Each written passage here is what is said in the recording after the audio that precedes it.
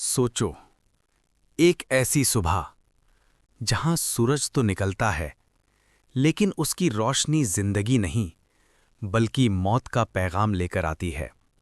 और फिर एक ऐसी चमक जो आंखों को अंधा कर दे, और एक ऐसा धमाका जो पूरी दुनिया को हिला दे।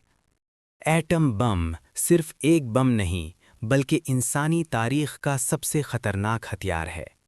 इसके अंदर एटम्स का ऐसा रद्द-ए-अमल होता है जो इतनी ज़्यादा तवानाई पैदा करता है कि पूरे शहर चंद सेकंड में ख़त्म हो सकते हैं। शदीद गर्मी जिस्मों को जला देती है, धमाके की लहर इमारतों को गिरा देती है, और रेडिएशन एक ऐसी खामोश मौत है जो सालों तक असरअंदाज रहती है। 1945 एक ऐसा साल जिसे दुनिया कभी नहीं भूल सकती। हिरोशिमा एक लम्हे में मिट गया। लोग जो जिंदा थे सिर्फ उनके साए दीवारों पर रह गए। फिर सिर्फ 3 दिन बाद नागासाकी। लाखों लोग या तो फौरन मर गए या आहिस्ता आहिस्ता रेडिएशन की वजह से ख़त्म हो गए। और जो बच्चे पैदा हुए वो सेहतमंद नहीं थे बल्कि तबाही की एक जिंदा मिसाल थे। अब सोचो, अगर आज इसी वक्त किसी शहर पर एटम बम गिर जाए, जदीद शहर जो रोशनियों से भरे हुए हैं, एक लम्हे में अंधेरे में डूब जाएंगे।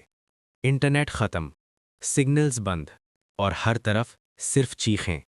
फिर आता है न्यूक्लियर विंटर, जहां सूरज की रोशनी जमीन तक नहीं पहुंचती। जमीन ठंडी हो जाती है, फसलें खत्म हो जाती हैं, और भूख पूरी दुनिया को अपनी लपेट में ले लेती है। आज दुनिया में ईरान और अमेरिका के दरमियान कशीदगी बढ़ रही है। ये दोनों ताकतवर ममालिक जानते हैं कि न्यूक्लियर जंग का मतलब सिर्फ तबाही है।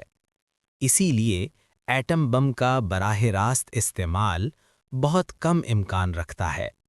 लेकिन अगर हालात काबू से बाहर हो जाएं, तो ये खतरा हकीकत बन सकता है। सोचो, तुम अपने घर में हो और अचानक एक तेज चमक, फिर सब कुछ खत्म। ना कोई आवाज, ना कोई राब्ता, सिर्फ खामोशी और तबाही। रेडिएशन जो नजर नहीं आती लेकिन आहिस्ता आहिस्ता जिंदगी छीन लेती है। हिरोशिमा और नागासाकी एक वार्निंग थे, लेकिन सवाल ये है, क्या इंसान ने वाकई कुछ सीखा? अगर आज एटम बम गिरा तो क्या हम बच पाएंगे? शायद अभी भी वक्त है कि हम सीख लें। इंसान ने तरक्की तो कर ली, लेकिन क्या हमने अपनी तबाही को रोकना भी सीखा? क्योंकि अगली बार तारीख सिर्फ लिखी नहीं जाएगी बल्कि ख़त्म भी हो सकती है। और सवाल वही रहेगा, क्या हमने देर तो नहीं कर दी? Thank you so much for watching this video, and please like and subscribe to my YouTube channel for more videos. Thanks.